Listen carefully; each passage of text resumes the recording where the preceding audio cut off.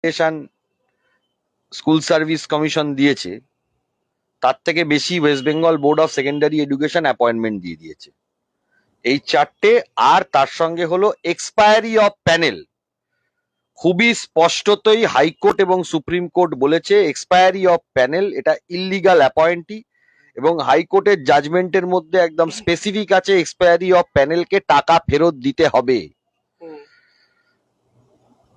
টাকা ফেরতের প্রক্রিয়াটা একটু সময় সাপেক্ষ প্রক্রিয়া, আগের সরকার করে যায়নি, তাদেরকে ফেরত দিতে হবে। এই ক্যাটাগরিগুলো হলো টেন্টেড ক্যাটাগরি। এটা বাদ দিয়ে যারা আছে তাদেরকে সুপ্রিম কোর্ট বলছে, সুপ্রিম কোর্টের ভাষায়, অন্য যে কোনো মানুষের ভাষায় হতে পারে তারা জেনুইন, বাট সুপ্রিম কোর্টের ভাষায় this people are not specifically found to be tainted.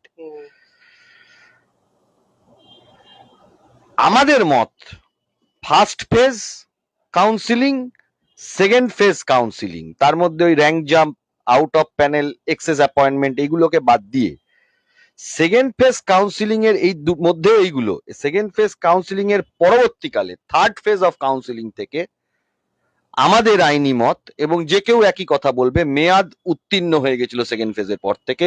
Third phase থেকে 10th ফেজ অবধি যতগুলো কাউন্সিলিং হয়ে গেছিল illegal appointment, absolutely illegal appointment. এটা অস্বীকার করার জায়গা নেই। আগের সরকার লড়াই করছিল, সুপ্রিম কোর্টও এই ট্রানজিশন পিরিয়ড, যেটা একটা গভর্নমেন্ট চলে গেলে আরেকটা গভর্নমেন্ট যে আসে, এই যে ট্রানজিশন পিরিয়ড, আপনারা হয়তো দেখেছেন যে রাজ্য সরকারের মুখ্যমন্ত্রী তিনি শপথ নিয়েছেন, বা কিছু মন্ত্রিসভার যারা মন্ত্রীরা শপথ নিয়েছেন, কিন্তু এখনো অনেক কিছু পরিবর্তন হবে। যেমন আমাদের কলকাতা হাইকোর্টে আইনজীবীদের যে প্যানেল আছে সেটার পরিবর্তন হবে, তারপরে নতুন এজি হবে, সুপ্রিম কোর্টেও পরিবর্তন হবে যারা আইনজীবী ছিলেন, তারপরে স্কুল সার্ভিস কমিশন বা যেসব বডিগুলো আছে তাদের যারা আইনজীবী ছিলেন তারা থাকবেন না চলে যাবেন, সেই জায়গাটা থাকবে। এই সবকিছু পরিবর্তন হওয়ার পর পুরো সেট আপটা তৈরি হবে। তা প্রথম ধাপ যেটা রাজ্য সরকারের তরফ থেকে এই ওএমআর প্রকাশ যেটা, সেটা হয়েছে, এটা অস্বীকার করার জায়গা নেই। পরবর্তী ধাপগুলো হবে, তবে আমি খুব স্পষ্টতই বলছি যে ফার্স্ট ফেজ এবং সেকেন্ড ফেজ কাউন্সিলিং বাদ দিয়ে বাকি যা আছে সম্পূর্ণ বেআইনি নিয়োগ।